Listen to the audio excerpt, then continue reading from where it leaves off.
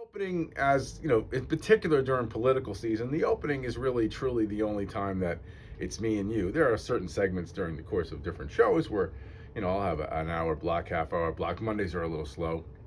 A lot of the time, I only have a couple of guests on Monday, so a lot of that is me and you. But like a day like today, I literally have, one, two, three, four, five, six guests, and they fill up pretty much all the time from 6:35 right on. We have Mike Gonzalez from the Heritage Foundation, Dr. John Foley, Colonel Simmons, Red Janke will join me, and then Paul Formica at 9:35. So it's go time once we begin, and we have a lot of different people, and those folks all take phone calls. So if you guys want to ask them a question, you can.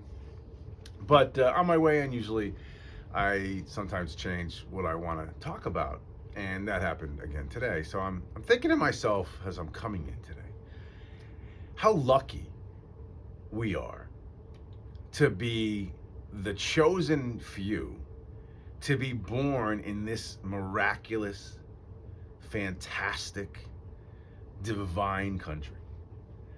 There are almost 8 billion people on the planet. We here in this country represent about 330 million, give or take 50 million illegal aliens, depending upon what side of the aisle you believe. Some folks believe there's 10 million. Other folks believe there's way more than that. I'm leaning towards the side of more towards 40 than 10. But anyway, let's just say, for argument's sake, 330 million people, which essentially puts us at about what, 5% of the world's population, somewhere around there. I have to go get my calculator out, something like that. Maybe I'm trying to figure it out in my head real quick, but we're a small percentage of the world's population. Yet we are lucky enough to inhabit the greatest country on earth. At least it has been the greatest country on earth.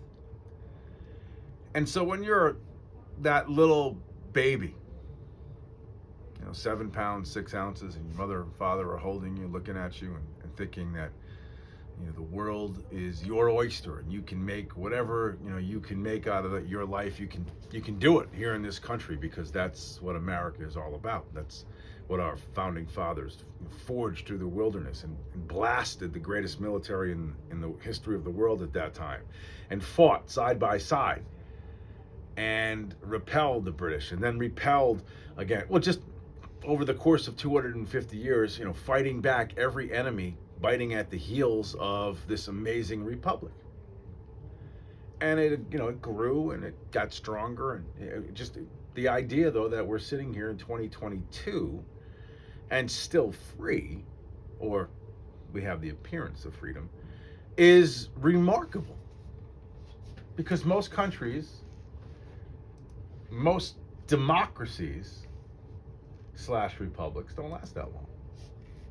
They're a shooting star across the backdrop of your life, because it just, what happens is you get the takers outnumbering the folks who are feeding the trough or putting food in the trough, and then somewhere along the line, as Margaret Thatcher says, you run out of other people's money. And then what happens? And I feel like we're getting to that point more than ever. I've been on the air for a long time. I feel like we're really at that point now. We're on the edge of the cliff, teetering somewhat. But save that for a minute, because that's not where I really want to take this conversation. I want to focus in on the fact how lucky we are to be free, to be born free, right? To be born into a situation where you can get up every day. Anywhere in this country, you have the ability to wake up, your eyes open, and you can tackle the day any way you want. You can make that day anything that you want to make that day, you can do it. Ever since you were a little kid, like I said, and your mom and dad held you, right on through to your adulthood, every day you've gotten up. And you've had the ability to do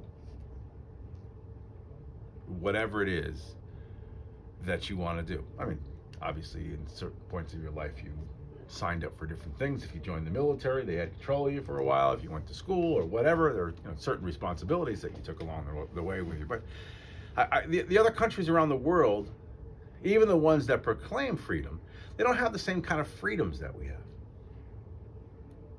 Right? You go to a third world nation, you go to some of these communist / socialist countries. I don't know if you can understand the difference. I mean, I haven't lived in a communist country, but I certainly have traveled around the globe, and I've seen different places. And I've, felt the different feel of different cultures. And this melting pot is the best. Like, we're the absolute best. Even through all of our struggles, even through some of the things that we're going through right now, even through the fights that we're having about, in some cases, just ridiculously bogus issues that we shouldn't be focused on. We are. Yet, somehow, we're at this point where not only is our freedom in jeopardy, but the economic engine that drives this country is in jeopardy. And it's all happened really in the last 2 years. It's been, there have been, let's say, wolves or jackals biting at the heels of democracy and the republic forever. There've always been folks who don't necessarily agree with the way things work here, right? There are folks, AOC is one, who doesn't like capitalism. They've been around from the beginning. But it's always worked because we've always built the best economic engine. We're the richest country in the world because we're the most ingenious country in the world. We create things, we make things, we do things. We have, anyway, in the past. But in the last 2 years, right? Think about it. In the last 2 years, this virus has caused the greatest nation in the world to go hide in the shadows and be afraid of their own shadow and allow a group of people that we don't even know really who they are. Like, is it Soros? Is it Obama? Is it the cronies that surrounded those folks? We don't even know exactly who it is that's pulling the puppet strings of Joe Biden. I mean, we can guess, but we don't know. And then even prior to that, who was running the show during the final year of Donald Trump's presidency? I mean, yes, Trump was still running the show, but behind the scenes with this virus was a brilliant concoction.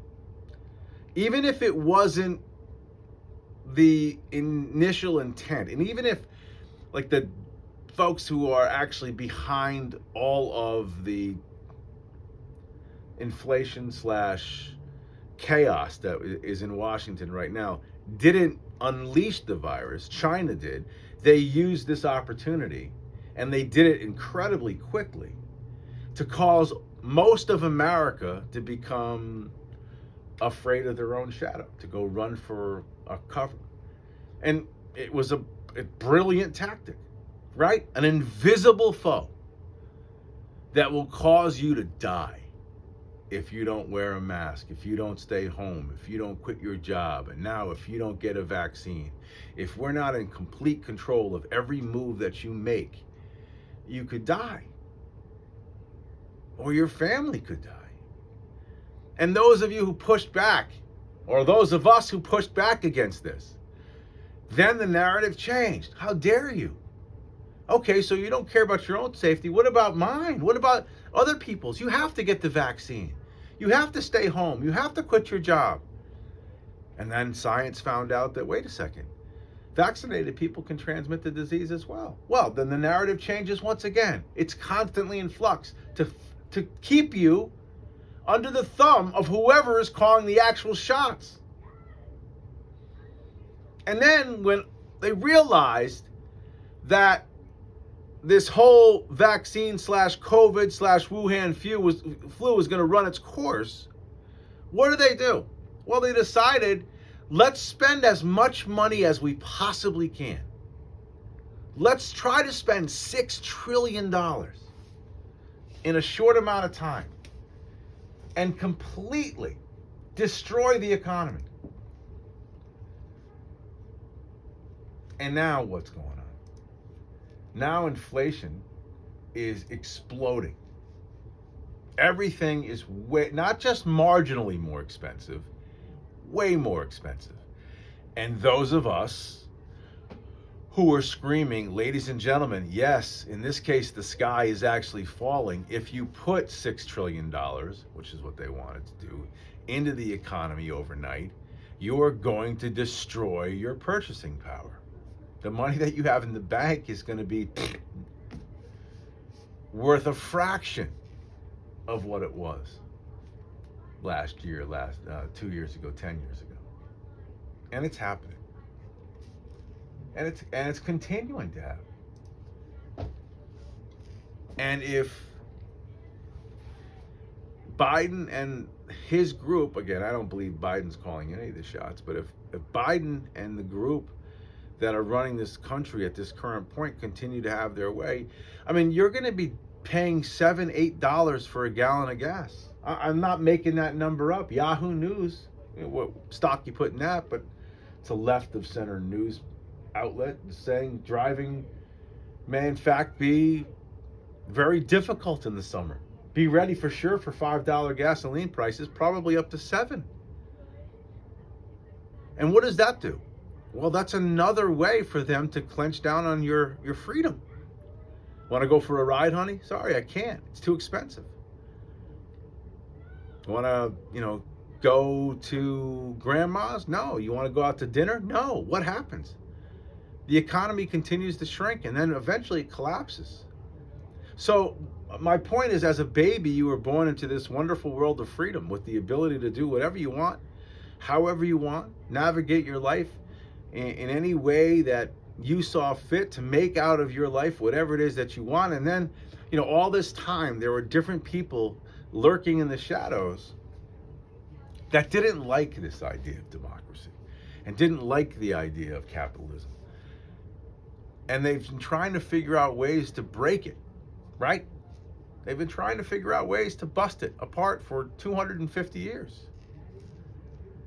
And these dirty SOBs figured it out.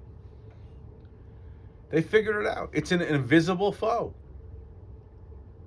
It's a little tiny virus that sadly kills 1.5% of the 1% of the people who get it, and much less than that if you're under the age of 70. And everybody went running into their homes and into their basements with their masks on because they were scared to death, and they listened to, quote unquote, the experts. And now we're finding out that not only did quarantines backfire, but masks, unless you're wearing an N95 medical mask, are useless, and the vaccines, you can put a question mark on some of that stuff. It's just it was all a tactic to get you to go run and hide, and you did.